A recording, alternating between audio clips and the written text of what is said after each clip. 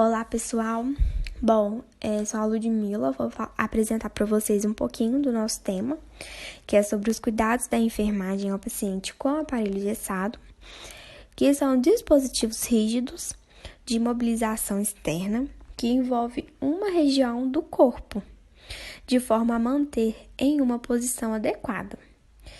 Bom, a gente vai dar continuidade sobre os tipos e temas que eu vou falar agora. Tipos de talas e aparelho engessado, materiais usados para a confecção do aparelho, sinais e sintomas, complicações que podem ocorrer com este paciente, cuidados no posicionamento e as suas finalidades. Bom, o nosso trabalho teve como objetivo mostrar que nós, enfermeiros, temos um papel muito importante com o autocuidado do paciente e com a sua recuperação. E a gente também se preocupou muito em tirar todas as dúvidas. Bom, gente, eu vou falar das finalidades que a gente tem que ter com o paciente com aparelho engessado, né? E de uma maneira geral, a região traumatizada, ela deve ser imobilizada de tal maneira que as duas articulações adjacentes sejam incluídas nas imobilizações. Um exemplo, se tivermos um trauma no antebraço, regiões compreendidas entre o punho e o cotovelo, deverão usar uma imobilização que inclua o punho e o cotovelo, chamada de imobilização axilopalmar, da axila até a palma da mão. As imobilizações podem ser provisórias, enfaixamento ou tala engessada, ou definitiva, imobilização com gesso ou ortese, que permanece até a resolução do trauma. Os enfaixamentos são usados em traumas leves, sem fraturas, onde queremos apenas dar conforto ao segmento traumatizado ou apenas limitar a mobilidade local temporariamente. Um exemplo disso seria um enfaixamento de tornozelo em uma entorse leve, sem dor importante, sem estabilidade e que pode ser substituído por uma tornozeleira.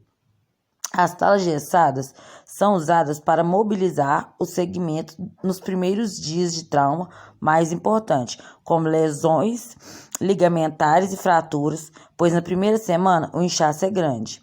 E a tala adapta-se melhor nessa situação, pois se o edema for muito grande, a tala cede, não afetando o retorno venoso, pois a tala é uma espécie de calha de gesso, que fica apoiando o segmento lesado em um lado só, sendo enrolada ao membro com ataduras. Após a primeira semana ou mais, pode-se trocar a tala quando indicado, pela imobilização definitiva, que pode ser gesso circular, ortese, até a resolução do processo. Seja consolidação óssea, cicatrização de um ligamento, por exemplo. Tudo dependerá do tipo de lesão e do critério adotado pelo profissional, mas um aspecto não muda. Sempre eleve o membro traumatizado, aplique gelo 30 minutos, 4 ou mais vezes ao dia. Mova os dedos quando permitido. Olá, pessoal. Bom, eu sou a Leidiane e vou falar do tipos de tala. Para realizar uma imobilização, é necessário utilizar a tala. Os tipos de talas é quando deve ser utilizado. Talas rígidas, essa tala proporciona uma imobilização rápida e fácil e geralmente pode ser fabricada em madeira, alumínio, plástico e PVC. É fechado com velcro e são muito resistentes e geralmente relavável. Algumas opções apresentam formatos específicos e servem para imobilizar especialmente o braço ou a perna. Por exemplo, o ideal é que essa tala seja longa o suficiente para estender tanto acima quanto abaixo da fratura. Talas insufláveis. Essas talas são móveis e flexíveis e podem ser infláveis, tornando mais rígidas. São usadas principalmente no antebraço e na parte inferior da perna. É importante saber que esse equipamento não é ajustável aos membros. Caso ele seja usado para imobilizar o pulso, por exemplo, pode impedir a circulação ou interferir na capacidade de aferição à pulsação. Talas moldáveis. Essas talas geralmente são provisórias no momento do resgate. O grande ponto positivo é que pode ser moldável em respeito à deformidade do local. Muitas delas são fabricadas em EVA, Assim, no momento do acidente, o socorrista pode prendê-las com a fita crepe, gás ou com a própria bandagem. Por exemplo, pode impedir a circulação ou interferir a capacidade de aferição e pulsação. Olá, pessoal. Sou a Leidiane e vou falar do tipos de tala. Tipos de tala gessada. Olá, pessoal. Sou a Leidiane e vou falar. Olá, pessoal. Sou a Leidiane e vou falar. Olá, pessoal. Sou a Leidiane e vou falar do tipos de tala. Tipos de tala gessada. Para realizar a imobilização é necessário utilizar talas. Os tipos de talas é quando deve ser utilizado. Tala rígida. Essa tala proporciona uma imobilização.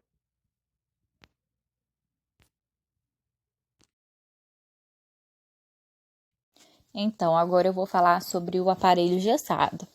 O aparelho gessado é uma estrutura de suporte que envolve uma parte lesionada do corpo com a finalidade de protegê-la, imobilizá-la e permitir-lhe a cura. Pode ser feito de gesso ou de fibra de vidro e é, na maior parte das vezes, usado em casos de fraturas, mas em alguns casos de rompimentos de ligamentos ou de tendões e de pós-operatórios.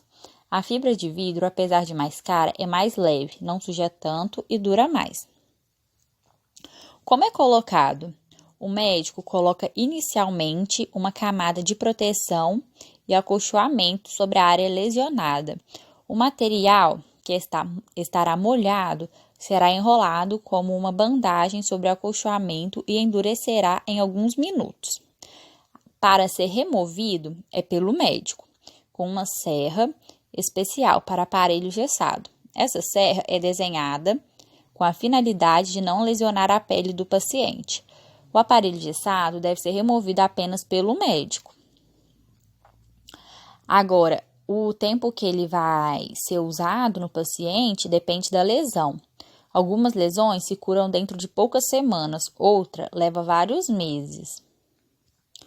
O gesso ele pode molhar durante o banho. Então, a maioria dos aparelhos gessados não devem ser molhados, pois neste caso poderá quebrar. O aparelho gessado feito de fibra de vidro não se despedaça ao ser molhado, mas o acolchoamento por baixo pode começar a cheirar mal e machucar a pele. Quando o paciente for tomar banho, tanto de chuveiro quanto de banheira, deve colocar o aparelho gessado dentro de um saco plástico reforçado e amarrá-lo com o elástico. Se mesmo assim o gesso molhar, uma sugestão é secá-lo com secador de cabelo, regulado na temperatura fria. Não usar jamais calor para secá-lo para não se queimar. Já existem aparelhos gessados revestidos por uma capa especial. Permitem até que o paciente nade com ele. E a preocupação depois de colocar o aparelho é que a lesão pode continuar a inchar e para diminuir esse edema, o paciente deve elevar a área lesionada acima da altura do coração. Então, é isso, né, que eu vim falar. E tem também falando sobre um pouco da coceira, que muitas pessoas sentem coceira na região coberta pelo aparelho gessado. Em nenhuma hipótese, o paciente deve enfiar as unhas ou qualquer objeto dentro do aparelho para se coçar. Além de machucar a pele, isso pode causar infecção. Algumas vezes, para aliviar um pouco a coceira, deve-se colocar um pouco de talco dentro do aparelho gessado ou usar um secador de cabelo ajustado na temperatura fria. É isso. O gesso é constituído por sulfato de cálcio, retirado da natureza. Para a execução de um aparelho gessado, temos necessidade fundamental de malha tubular, algodão ortopédico, atadura gessada, água em temperatura ambiente e instrumentos especiais. A malha tubular protege e proporciona também um melhor acabamento.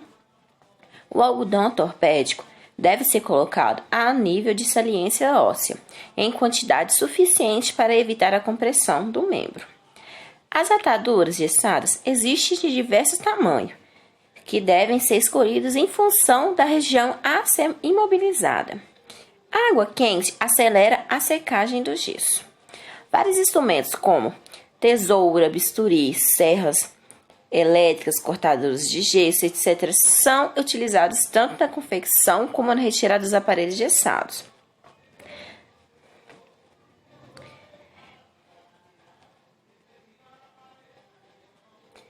Na confecção de uma imobilização, as seguintes regras devem ser seguidas.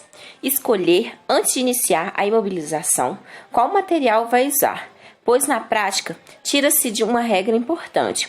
Após terem sido postas ataduras gessadas dentro da água, o trabalho deve correr de modo único e sem improviso. Colocar o membro na posição requerida pelo tipo de imobilização a ser realizada. Proteger com algodão ortopédico toda a extensão cutânea do membro lesado, com especial interesse pelas saliências ósseas. Colocar água dentro da pia ou bacia, enchendo-a de modo que a atadura fique totalmente submersa quando colocada dentro da bacia.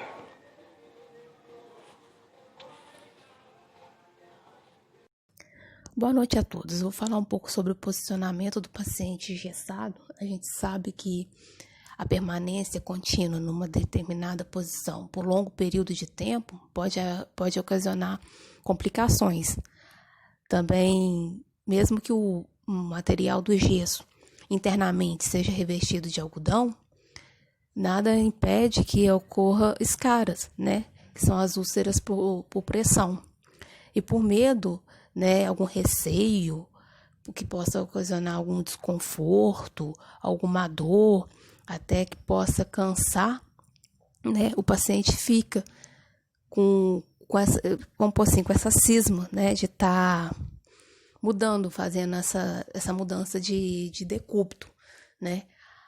Aí, o que acontece? Cabe a gente, né, os profissionais da saúde, a gente técnico, que a gente vai ter contato, tá conversando, explicando para ele o porquê da mudança, os benefícios, né, o que pode ocorrer se ele não mudar, e falar com ele também que a gente vai poder, à medida que tivermos recursos disponíveis, né, que a gente vai estar o auxiliando e o mantendo o mais confortável, né, possível, com a ajuda dos materiais que a gente tiver à nossa disposição, igual, por exemplo, coxins, travesseiros, até cobertores ou mantas, né? O material que a gente tiver disponível. Eu coloquei para vocês aí 2 exemplos, um até de uma criança, onde vocês podem reparar que ele provavelmente deve ter sofrido uma fratura, né? No quadril, e um dos seus membros inferiores também estão engessados. O conforto que a gente pode estar proporcionando para esses tipos de paciente, não só a criança, mas o paciente, assim, em geral, que eu falo, né? Tanto crianças, adultos, idosos, enfim.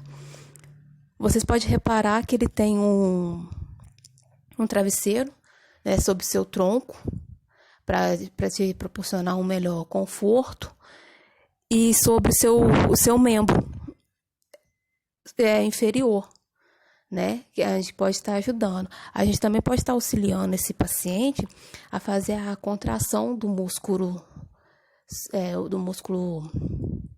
que está, né, nessa região lesionada, nessa região que está engessada, para não estar ocorrendo a atrofia muscular. Já nesse segundo caso, nesse segundo paciente, vocês podem reparar que ele está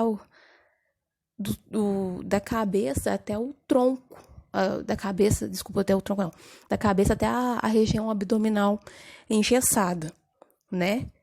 Ele vai ter uma facilidade maior para movimentar? Sim, mas o que a gente pode estar fazendo para ele também está melhorando a situação, né? Está proporcionando um certo conforto. Vocês podem reparar aí que na região axilar dele, né, tem uma atadura, né? O que a gente pode estar fazendo? Com ele sentado em uma posição mais confortável, está proporcionando coxins ou travesseiros que ele possa colocar na altura do braço ou do antebraço, para que ele não possa estar deixando o braço solto, né? Para não correr algum machucado, alguma lesão na região da axila. E também proporcionar a ele alguma coisa, né? Como coxim, travesseiros, né? Na região sacral, né? Na região da lombar, na região sacral, para diminuir essa pressão, né? Para não estar vendo essas escaras, nem nada disso. Só que assim, lembrando, né, como todo mundo sabe, que a Priscila sempre ressalta pra gente aí, que cada caso, né, vai ser um caso. E cada paciente vai ter suas ressalvas, vai ter suas mobilidades, e que a gente, né, como profissional da saúde, atuando em equipe, né, junto com o médico, com o ortopedista e com o fisioterapeuta, deixar claro para todos os pacientes, né, que o nosso objetivo ali é melhorar da melhor maneira possível as condições da sua recuperação, né? Que a gente sempre visa o quê? A melhora para a recuperação do paciente, certo? Gente, agradeço a todos, tá? Obrigado.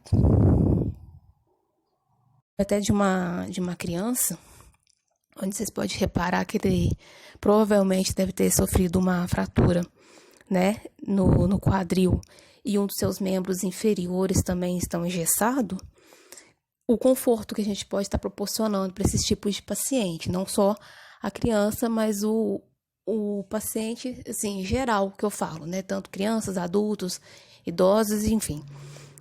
Vocês podem reparar que ele tem um travesseiro, né, sobre seu tronco, para te proporcionar um melhor conforto, e sobre o seu membro inferior, né? Que a gente pode estar ajudando. A gente também pode estar auxiliando esse paciente a fazer a contração do músculo que está, né, nessa região lesionada, nessa região que está engessada, para não estar ocorrendo a atrofia muscular. Já nesse segundo caso, nesse segundo paciente, vocês podem reparar que ele está da cabeça até o tronco, da cabeça até a região abdominal engessada, né?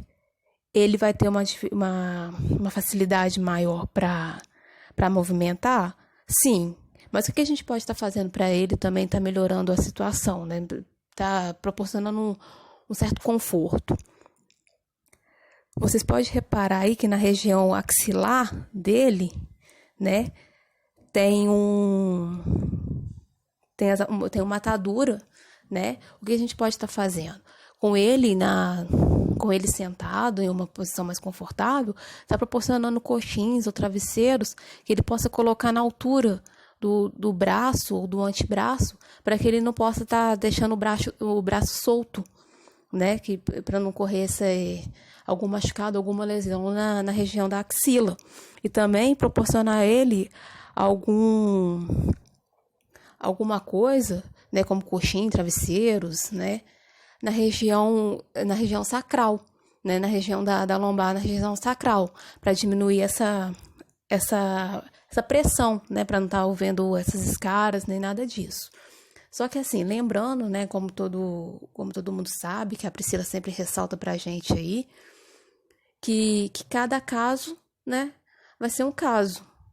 E cada paciente vai ter suas ressalvas, vai ter suas mobilidades, e que a gente, né, como profissional da saúde, atuando em equipe, né, junto com o médico, com o ortopedista e com o fisioterapeuta, deixar claro para todos os pacientes, né, que o nosso objetivo ali é melhorar da melhor maneira possível as condições da sua recuperação, né? Que a gente sempre visa o quê? A melhora para a recuperação do paciente, certo? Gente, agradeço a todos, tá? Obrigado.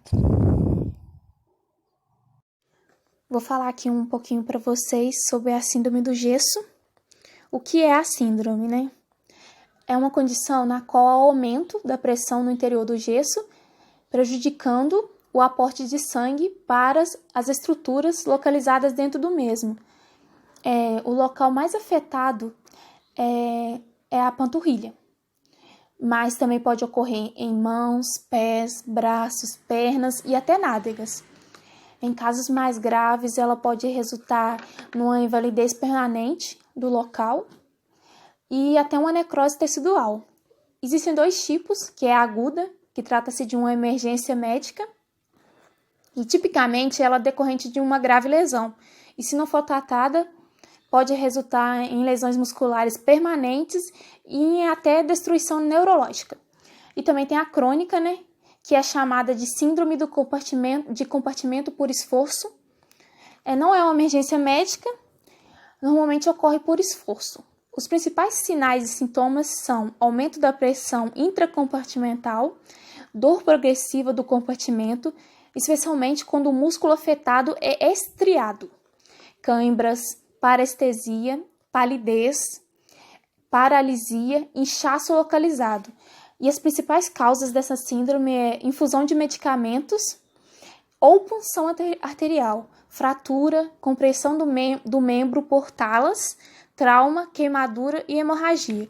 Agora eu vou estar mostrando para vocês outras fotinhas aqui que eu achei. Aqui, ó, como que fica. Aqui, uma necrose e tal. E é isso, gente. Muito obrigada. Falar um pouco sobre complicações com aparelhos engessados. Então, para proporcionar uma assistência eficiente ao paciente em traumatologia, é indispensável que a enfermagem desenvolva habilidades para identificar sinais e sintomas das complicações em que os pacientes estão sujeitos. A manipulação das partes do corpo engessado pode causar dor, porém a presença de dor pode estar relacionada também à compreensão do garroteamento que talvez tenha ocorrido no momento de aplicar o algodão e a atadura. É indispensável, portanto, verificar nos pacientes cujos membros estão inclusos no aparelho a coloração das extremidades para verificar sinais de cianose ou palidez, possíveis alterações de temperatura local em relação ao outro membro, alterações de sensibilidade, presença de edema, possibilidades de movimentação dos artérios e possíveis manchas de sangue no aparelho engessado. Uma vez que se identificado qualquer sinal de alterações, o médico precisa ser imediatamente informado, pois pode estar ocorrendo alguma complicação, cuja consequência pode ser lesão nervosa ou vascular. Então é isso que eu tinha para falar. Valeu! Então, gente, eu vou falar sobre os cuidados da enfermagem na higienização, na alimentação, na hidratação, na eliminação e na mobilidade do paciente engessado. A higienização. Apesar da imobilização com aparelho engessado, os hábitos de higiene corporal do paciente precisam ser mantidos. As áreas corporais não imobilizadas devem ser lavadas diariamente e as extremidades livres mergulhadas na água. Os pacientes cujas extremidades estão engessadas devem ter seus dedos e artérias lavados cuidadosamente, devendo ser dada atenção especial aos espaços interdigitais. Dessa forma, evita-se a formação de crostas, ao mesmo tempo que se favorece a circulação no local. No paciente com cálcio engessado ou pelvipoládico, é necessário cuidado especial com o espaço interglúteo para manter a área limpa e seca. Com exceção do paciente com imobilização por Minerva, os demais devem ter seus cabelos lavados semanalmente. A higiene corporal é mais eficaz quando o paciente tem aparelho somente em um dos membros, uma vez que o estado geral permita.